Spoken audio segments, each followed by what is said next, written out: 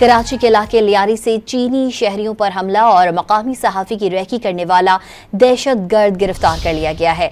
मुलजिम हसास मकामात की रेकी और वीडियोस बनाने में मुलविस रहा है। मजीद जानते हैं डॉन न्यूज़ के नुमाइंदे सैयद वसीम से। जी सैयद वसीम, बताइएगा मुलजिम ने मजीद क्या इंकशाफात किए हैं और गिरफ्तार दहशतगर्द का ताल्लुक कहाँ से है?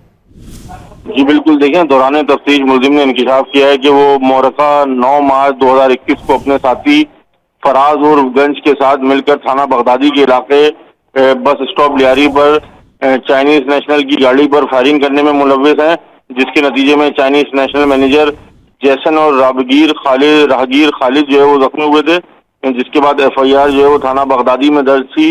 मुलजिमान को CCTV में वाज़ेह तौर पर देखा जा सकता है। मुलजिमान ने मजीद इंकशाफ किया कि वो अपने साथी फराज और गंज के हमरा हब चौकी में साफी अकरम साजी और शाहिद जहरी की रेकी करने और वीडियो बनाकर BLF के कमांडर अब्दुल रहमान और अदनान और डेविड को भिजवाने में मुलविस हैं। इनको जो है वो गिरफ्तार करके इनसे असला और एमुनेशन जो है वो बरामद किया गया और मजीद तफ्तीश जारी है। जी सैयद वसीम अपडेट करे थे, आपका शुक्रिया।